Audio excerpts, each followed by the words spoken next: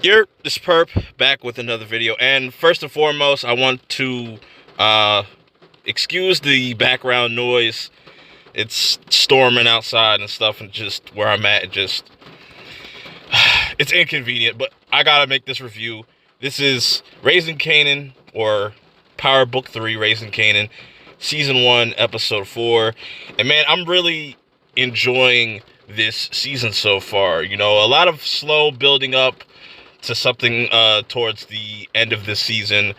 We're getting a lot of character development throughout this. Let me know how you guys feel about this show so far, and what are some of your favorite moments of this episode. I definitely have a few. So, right off the bat, we get 50 Cent narrating that, you know, Joey Badass's character, Unique, is chasing down this dude that's pretty much somebody he grew up with, and that really goes to show you that this street game is no joke, man. And he's interrogating his friend, thinking like, yo, what happened? And he's trying to figure out what happened. Why did it seem like it was a setup? We lost our connect, and it's not looking good for Unique. So he's trying to get to the bottom of who pretty much gave them up, and you know. And you could tell that this really hurt him, that he had to do this. And while this is going on, Kanan's making dinner for his mom, but we get an unexpected guest, Symphony, and now it becomes kind of like this awkward dinner and stuff like that. And I don't know. I definitely can feel Kanan with this. You know, you're bringing a new dude in, and you know, I don't really like this guy, and I'm wondering how that's going to all play out and stuff. I still don't like the reasoning for his character and whatnot. But Jukebox and Nicole are getting closer as they're kind of looking at the tape. We get introduced to Nicole's parents. So I'm wondering if they find out that, you know, their daughter is lesbian, that's going to cause some type of friction between her and Jukebox. I feel like there's going to be a clash coming probably sooner than later. Then we get a scene of Marvin clapping Tony's cheeks, and Tony tries to kind of get close to Marvin, and Marvin kind of just pushes off to the side. Gets real, like, I don't know. He has kind of like a guard up, which I'm wondering if that's just him just not trying to get close to Tony, and there's some other things behind it. But I like Marvin in this episode. I'm really starting to like Marvin's character the more and more that we see of his character.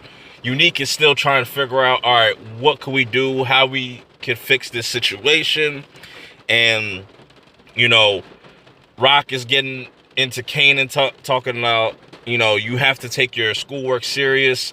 And she wants him to pretty much do this night school thing and wants to really take school serious. She doesn't want him being all in the streets.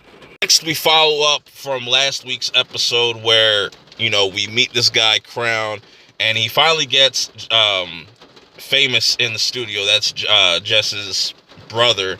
And obviously this dude Crown's trying to hit. We also don't know Jessica's true intentions, but it's going to lead to somebody getting hurt. I feel like Lulu is going to end up killing Crown some way, somehow.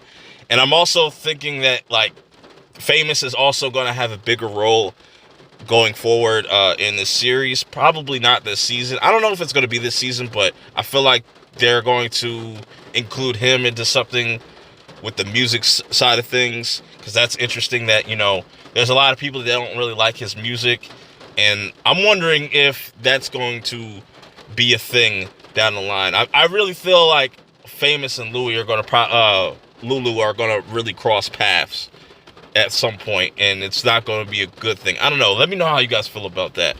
Then we get a scene of Rock just going to the spot that she bought, this little convenience store, because she wants to move her product and her money around.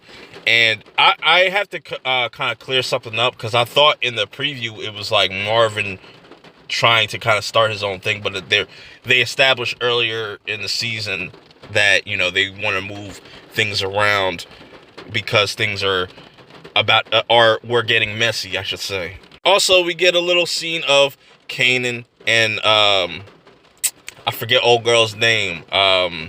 starts with a D. It literally was in my brain. I can't think of it.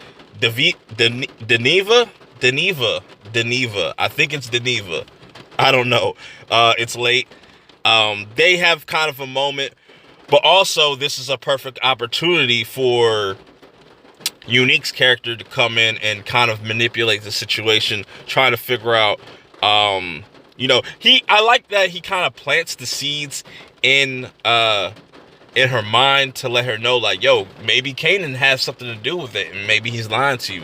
Can you let me know what's he been up to? And she pretty much says, like, yeah, he's been chilling at this house, which she pretty much gives up the location for the stash house, which I don't know if that's going to have repercussions on her in this season or somewhere down the line, but man, that's just going to start more problems. So now we get the scene of, Famous going into the arcade, kind of bragging like, yo, I got this record deal. Well, not record deal, but I'm able to get studio time. And this kind of rubs Jukebox the wrong way. We'll get back to that. So Marvin has to pick up, what's his face, the guy that was looking after Kanan, but he ate some bad Chinese food, so he can't go nowhere.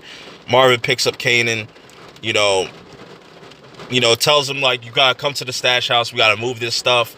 You can't let your mom know. We'll be back before she even knows it. You can get back to school and whatnot. So Raquel is really on her business shit throughout this whole entire episode, and we really see that. I really like that about her character. Meanwhile, Jukebox goes to Lulu and asks, like, yo, how comes you didn't help me get studio time and stuff? And, Lulu's like, that's, I could have made that happen regardless.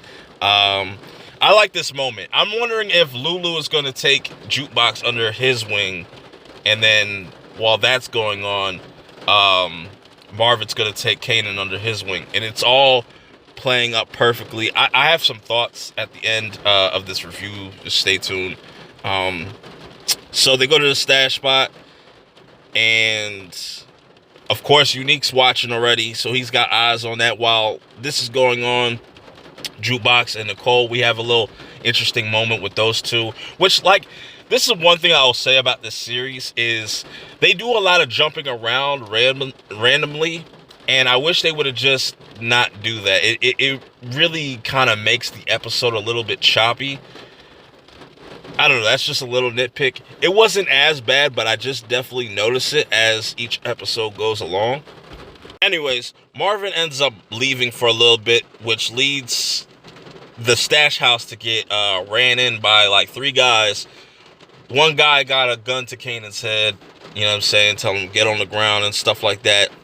But Marvin gets back in the nick of time, crashes his car. That's a beautiful car, the beautiful red Mercedes that he had. And it was too late. They got rid of like half the stuff. He does blow this dude's brains out after shooting him in the chest right in front of Kanan. And man, so the episode ends with Kanan going to that night school, and who runs this night school? Symphony. So they're going to end up getting closer. Kanan was whatever in this episode. I understand, like, it's okay for him to take a back seat. We want to build up these other characters. Rock finds the shirt, and I'm wondering, oh man, this not going to be good for anybody. I think this is, I want to watch the preview now. I want to see how Rock's going to, pretty much react to all this, and who's going to catch the blame first. I don't know, man. This is looking really dope. How do you guys feel about this episode? Now, I do want to talk about something that somebody brought to my attention about Rock's character.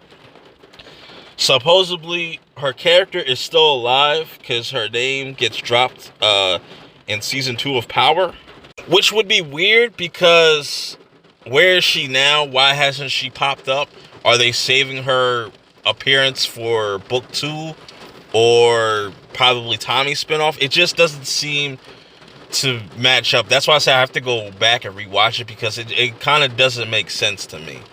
But anyways, till next week, I will see y'all in the next review, next video. I'm out. Peace.